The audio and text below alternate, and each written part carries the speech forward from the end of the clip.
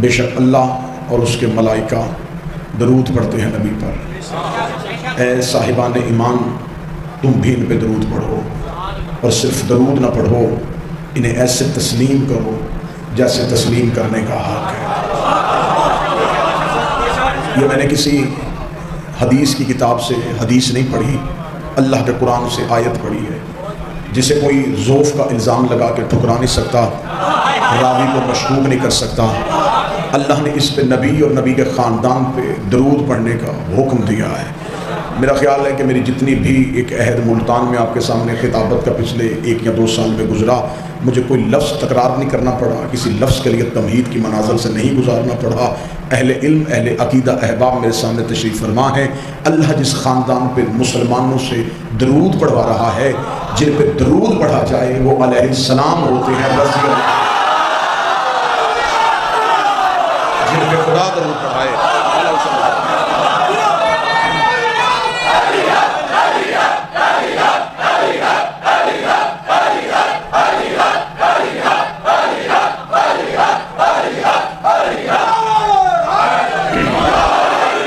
جن پہ اللہ درود پڑھا رہا ہے، کسی مسلمان کی نماز کی مکمل نہیں ہوتی، بلکہ اہل سنت کے ہاں تو درود بھی لمبا پڑھا جاتا ہے، جسے درود ابراہیمی کہتے ہیں۔ اللہم صلی علی محمد وعلی محمد کما صلیت علی ابراہیم وعلی آل ابراہیم۔ نے اللہ درود بھیج محمد پہ، محمد کی آل پہ، جیسے تو نے ابراہیم پہ بھیجا، جیسے ابراہیم کی آل پہ بھیجا۔ میرے مالک پہلا نبی آدم ہے، آدم کی آل پہ درود کیوں نہیں ہے؟ آدم کی اولاد پہ درود کیوں نہیں ہے؟ یہ ابراہیم کی اولاد پہ درود کیوں ہے؟ آدم کی آل پہ درود ہو ہی نہیں سکتا، کیونکہ آدم کی اولاد میں ایک قاتل ہے اور ایک مقتول ہے، اور جہاں قاتل ہو وہاں لعنت ہوتی ہے، درود نہیں۔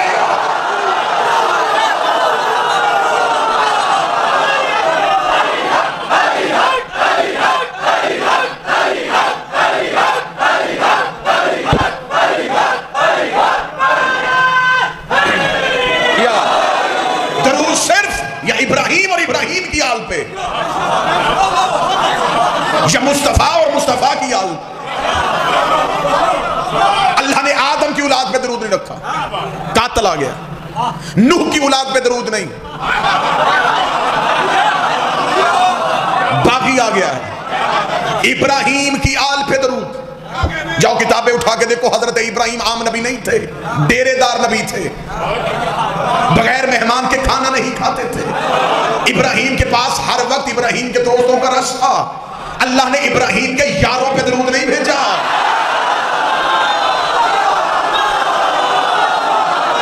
خدا نے یہ نہیں کہا کہ ابراہیم تیرے دوستوں پہ درود، تیرے قریب بیٹھنے والوں پہ درود، ابراہیم تیری آل پہ درود۔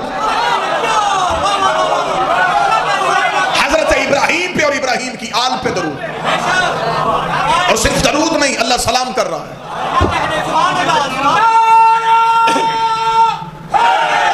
یا حملہ کہیں سے بھی ہو، حملہ کہیں سے بھی ہو، جواب منبر سے آئے۔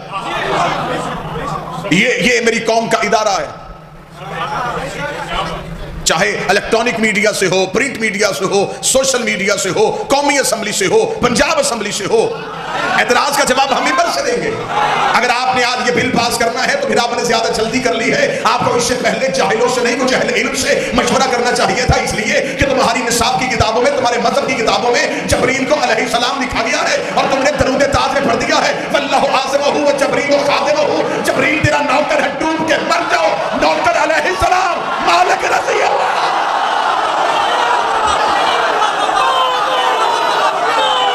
خادم علیہ السلام ہو گیا۔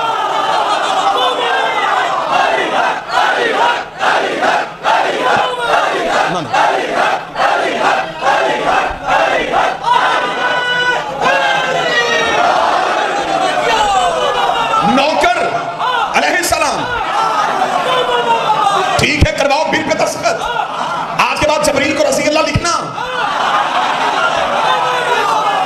تم کہہ رہے ہو علی کو علیہ السلام نہیں کہنا، حسن کو علیہ السلام نہیں کہنا، حسین کو علیہ السلام نہیں کہنا۔ ان کے دروازے پہ آنے والا درزی علیہ السلام ہے، ان کے گھر سے روٹیاں مانگنے والا علیہ السلام ہے، ان کے گھر کی چکیاں چلانے والا علیہ السلام ہے۔ مجھے عزت قرآن کی قسم ہے، تم کہہ رہے ہو کہ حسین علیہ السلام نہیں، حسین کے 72 علیہ السلام۔ بہت بڑی جنگ چھڑ جائے گی۔ میں شیعہ قوم کی ترجمانی کرتے ہوئے اپنی ذمہ داری کا احساس لیتے ہوئے یہ لائیو مجلس میں کہہ رہا ہوں، حکومت پنجاب اس چیز اس سازش سے باز آئے، ورنہ ایک بہت بڑی جنگ چھڑ جائے گی۔ اس ملک کو بہت قربانیوں کے بعد دہشت گردی اور فرقہ واریت سے باہر نکالا گیا ہے۔ اس نکالنے میں پاکستان کی فوج اور سلامتی کے اداروں کا ایک بہت بڑا کردار۔ ہم نہیں جانتے، ہمیں خبر ہے یہ گٹھ جوڑ کہاں پہ ہو رہے ہیں، ہم جانتے ہیں یہ سازشیں کہاں تیار ہو رہی ہیں، لیکن ہم شیعہ نے علی بن ابی طالب اور آل محمد کے غلام آپ کو تنبیہ کرتے ہیں، خبردار ایسا کوئی بھی قانون اس ملک میں پاس نہیں ہوگا۔ ہم نے آج تک اتحاد بین المسلمین کا اتنا خیال رکھا ہے، آپ صحابہ کے نام کے ساتھ رضی اللہ لکھیں کہیں، ہمیں کوئی اعتراض نہیں۔ رضی اللہ صحابہ کا ٹائٹل ہے، جچتا ہے انہیں، سجتا ہے انہیں رضی اللہ کہنا بھی چاہیے، لکھنا بھی چاہیے۔ لیکن میں ایک گزارش ان سے بھی کروں گا جو اتحاد کا چورن بیچتے رہے، پچھلے 1 مہینے سے غیروں کے ساتھ بیٹھ کے میٹنگیں کرتے رہے، یہ لو تمہارا پہلا نتیجہ آ گیا ہے۔ کم از کم پورا ملک گواہی نہ دے، ملتان گواہی دے گا۔ میں نے جامعہ صاحب الزمان اپنی تقریر میں کیا کہا تھا؟ میں نے کہا تھا یہ جو اتحاد ہو رہا ہے اس کے نتیجے میری قوم کو بھگتنے پڑیں گے۔ جو لوگ بیٹھے تھے وہ گواہی دے گا نمدار صاحب۔ میں نے اس میں یہ بھی کہا تھا کہ مجھے اپنی بھی خبر ہے کہ یہ جو بات میں کر رہا ہوں مجھے اس کے کیا نتائج بھگتنے پڑیں گے۔ آپ اتحاد بین المسلمین کے ہم انکار نہیں کرتے، اتحاد کرو عقیدے پہ رہ کے۔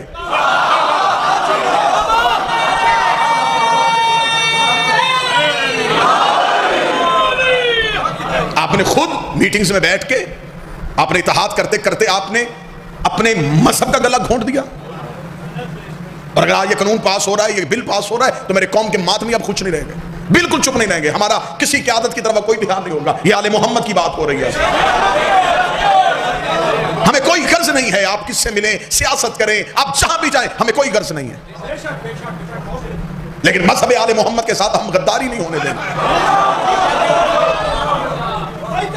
اس ملک میں نصاب اگر بدلنا پڑا ہے، اگر نصاب بدلنے کی کوشش کی جا رہی ہے، ہمیں پتہ ہے یہ باتیں آپ کو کہاں لے کے جا رہی ہیں۔ میرے مذہب کی 4 دیواری آپ گرائیں اور میں آپ کے اتحاد کو دیکھوں، آپ میرے مذہب کی چھت گرائیں اور میں آپ کا احترام کروں۔ ہم احترام کرتے ہیں علی کی وجہ سے۔ اگر آل محمد علیہ السلام نہیں ہے پھر پنجاب اسمبلی میں ڈیبیٹ کرو، سلام علی آل یاسین کون ہے؟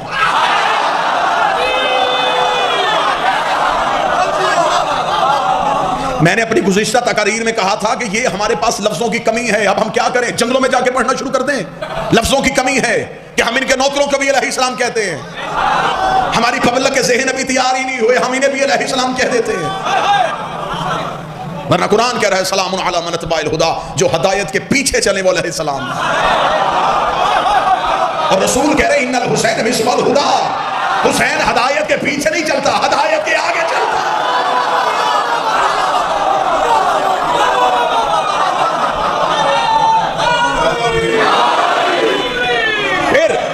قوم کا در سمجھتے ہوئے کسی لڑائی جھگڑے کے بغیر ابتدائی مجلس میں کہہ رہا ہوں کہ ہم آپ کو اب بھی دعوت دیتے ہیں یکجہتی کے ساتھ، وحدت کے ساتھ۔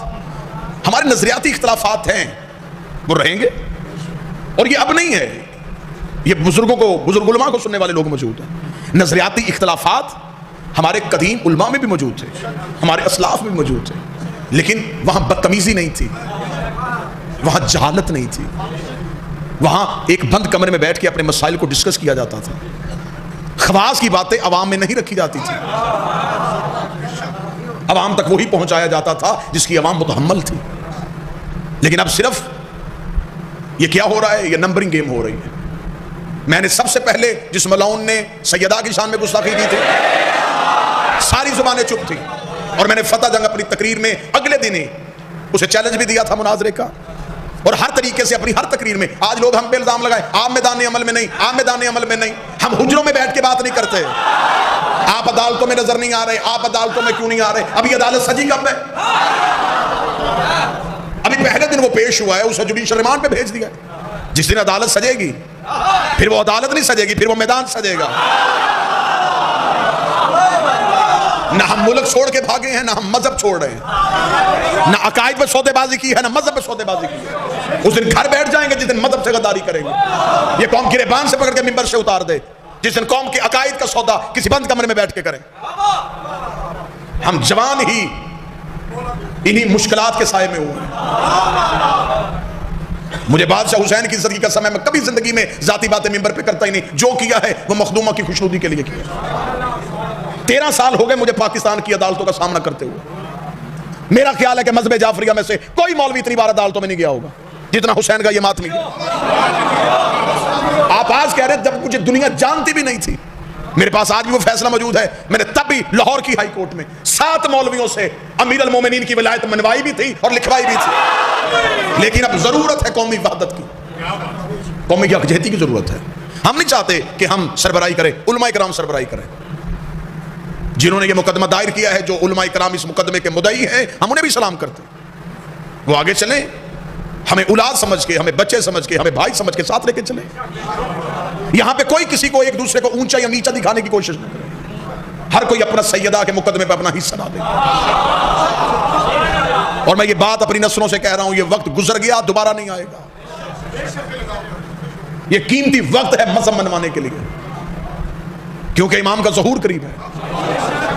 یہ وہ وقت ہے جب ہم نے اپنا مذہب منوانا ہے۔ یہ دیکھیں، یہ کوئی کسی کی طرف سے نہیں ہوا۔ اس ملاؤن نے گستاخی کی، ایک زبان صرف گستاخی کے لیے بولی، ہزاروں زبانیں ہماری تائید میں بولی۔ ایک نے گستاخی کی، 1000 نے بول کے تائید کر دی کہ ہم کہہ رہے ہیں کہ محمد کی بیٹی سچی تھی۔ اب آپ جا کے ذرا ان کے ہاں پوچھیں کہ ان کے ہاں ایک ہلچل مچ گئی ہے، ان کے ہاں علماء سے بچے پوچھ رہے ہیں کہ مسئلہ آج تک آپ نے ہمیں بتایا ہی نہیں۔ فدق آل محمد کا وہ مقدمہ ہے کہ میں پوری ذمہ داری سے کہہ رہا ہوں کہ 13 معصومین کی محنت ایک طرف، اکیلی سیدہ کا مقدمہ ایک طرف۔ لہٰذا اس نادر ترین موقع کو اپنے ذاتی اختلافات، اپنے ذاتی لڑائی جھگڑوں میں اس موقع کو ضائع نہ کرنا، ورنہ نسلوں کے مقروض ہو جاؤ گے۔ ملتان لائیو مجلس میں حویلی مرید شاہ جیسی قدیمی بارگاہ میں آصف علوی اپنے لفظوں کے پہرا دیتے ہوئے کہہ رہا ہے، جہاں آپ کو مخدومہ کے لیے ضرورت پڑے گی میں آنے کے لیے تیار ہوں۔ میں یہ نہیں دیکھوں گا کون بلا رہا ہے، میں یہ دیکھوں گا کس کے لیے بلا رہا ہے۔ آپ کسی کو اس میں معمولی نہ سمجھیے گا، آپ ہر ماتمی کو کسی کو معمولی نہ سمجھیے گا۔ اس کے پاس کیا، یہ آ کے کیا کرے گا؟ کیا آپ نے ابراہیم کو لیے جلائی ہوئی آگ پہ اس پرندے کے قطرے کو نہیں دیکھا جس سے باقی پرندوں نے پوچھا تھا کہاں جا رہا ہے؟ اتنی لمبی چوڑی آگ تیرے قطرے سے بجھے گی نہیں۔ اس کا پتہ مجھے بھی ہے کہ میری حیثیت معمولی سی ہے، لیکن کم از کم قطرے کو آگ میں پھینکے اللہ کو گواہ بنا لوں گا کہ میرا تعلق ابراہیم سے تھا، نمرود کو سے نہیں تھا۔ سیدہ کے مقدمے پہ ہر شیعہ اپنی ذمہ داری کا احساس کروا کے اپنے کاندھے میں بیٹھے فرشتے کو یہ لکھنے میں مجبور کر دے، میں زہرا کے ساتھ ہوں، زہرا کے دشمن کے ساتھ۔ اور رہی بات یہ 2-4 باتیں میں ضروری سمجھتا تھا، ضروری باتیں سمجھتا تھا۔ یہ جو آج قومی پنجاب کی اسمبلی سے جو بل پاس ہوا، ابھی اس پہ گورنر پنجاب کے دستخط نہیں ہوئے، ابھی یہ آئین اور قانون نہیں بنا، لہٰذا ہمارے علماء اکرام نے بھی آج کے دن بہترین کاوش کی ہے، وہ پنجاب اسمبلی میں بھی گئے ہیں اور مکمل کوشش جاری ہے، اور انشاءاللہ تعالی ہم کامیاب ہوں گے۔ ہم اس ملک میں ایسا کوئی قانون نہیں بننے دیں گے جس میں آل محمد کی عزت کو گھٹایا جائے، جس میں اہل بیت کی عزت کو گھٹایا جا سکے۔ اس میں علمی طور پہ بھی اگر بات کریں تو صحیح بخاری سے لے کے ابو داؤد تک سینکڑوں حدیثیں ہیں جس میں آل محمد کے نام کے ساتھ علیہ السلام لکھا ہوا۔ اچھا، عام پبلک کو ان باتوں کا نہیں پتا، ہماری زبان عربی نہیں ہے، یہاں پڑھی جاتی ہیں اردو کتابیں، اردو کے ترجمے میں مولوی نے ڈنڈی ماری ہے، یعنی کہ اردو میں جہاں ترجمہ لکھا حدیث کا وہاں رضی اللہ لکھ دیا، لیکن جہاں عربی میں ہے وہاں علیہ السلام ہے۔ مجھے وہ عادت نہیں ہے وہ کتابیں لے کے ممبر پہ آنے کی، یہ شعبہ نہیں ہے، ہم دلیلوں کے ساتھ بھی مطمئن کر لیتے ہیں، ضرورت پڑے تو پھر کتابیں جو ہیں وہ ہر جگہ پہ ساتھ لے کے آ جاتے ہیں۔ لیکن اب کتابیں کیونکہ لائبریریوں کی ضرورت ہی نہیں، اب تو لائبریریاں سمٹ کے ہتھیلی پہ آ گئی۔ یہ ہر بچے کے ہاتھ میں موبائل فون ہے، آپ اس کا مثبت استعمال کریں۔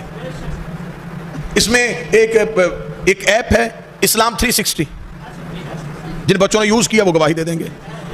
وہ زاہد سیپا صاحب ہیں کو کراچی کے، انہوں نے ایک ایپ بنائی ہے جس میں انہوں نے قرآن اور حدیث کی تمام کتابیں اکٹھی کر لی ہیں. اس میں آپ نے صرف کسی لفظ کو لکھنا ہے، اور اگر آپ قرآن پہ جا کے سرچ کریں گے ایک لفظ لکھیں گے تو وہ لفظ قرآن کے جہاں جہاں آیت میں استعمال ہوا ہے وہ سارا نیچے سامنے آئے گا. آپ اس میں جا کے دیکھ لیں. اگر میں آپ کو دکھا سکوں تو میں آپ کو دکھا دیتا ہوں کہ کہاں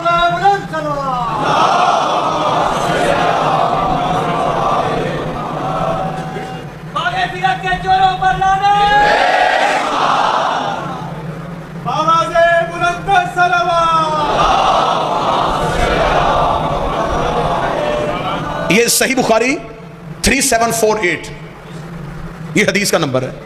اس میں یہ عربی عبارت ہے، جہاں عربی عبارت ہے وہاں لکھا ہے براسل حسین علیہ السلام. اگر کیمرہ اسے کلوز کر کے دکھا سکے، راسل حسین علیہ السلام صحیح بخاری میں لکھا ہے. لیکن جب اس کا اردو میں ترجمہ ہوا حسین رضی اللہ تعالیٰ عنہ، 20 حدیثیں میں ابھی اپنی اس ڈیجیٹل لائبریری میں دکھا سکتا ہوں جہاں پہ عربی زبان میں علیہ السلام بخاری میں بھی لکھا ہے، ابو داؤد نے بھی لکھا ہے، جناب سیدہ کے نام کے ساتھ علیہ السلام لکھا ہے، سلام علیہ السلام، مولا علی اور جناب سیدہ کے نام کے ساتھ لکھا ہے. لیکن جب ترجمہ ہوا وہاں رضی اللہ کر دیا گیا. اس کا مطلب ہے امام بخاری بھی انہیں علیہ السلام کہتے تھے. اب جو قوم اپنے امام کی نہیں مانے گی وہ میرے امام کی کیسے مان لے؟ تو لہٰذا اس بات کو کہنے کا مقصد یہ ہے کہ میرے سنی بھائی بھی متوجہ رہے. یہ سازش صرف شیعوں کے خلاف نہیں، یہ سنیت کی چھت گرانے کی بھی کوشش کی جا رہی ہے. جن لوگوں نے یہ قرارداد پیش کی ہے ان کا کسی مذہب سے کوئی تعلق نہیں. کل تک تو وہ دہشت گرد تھے، آج وہ اسلام کے ٹھیکیدار کہاں سے بن گئے؟ ابھی تو ان کے مقدمے عدالتوں میں زیر التوا ہے. لہذا اس مجلس میں میں یہ پیغام دینا ضروری سمجھتا تھا. سارا دن میرا خون کھولتا رہا اور یہ پیغام میں ممبر حسین ابن علی سے ضرور دوں گا. قطعاً ہم کسی بھی ایسی قرارداد کو پاکستان میں قبول نہیں کریں گے. پورا مجمع میری تائید کرتا ہے.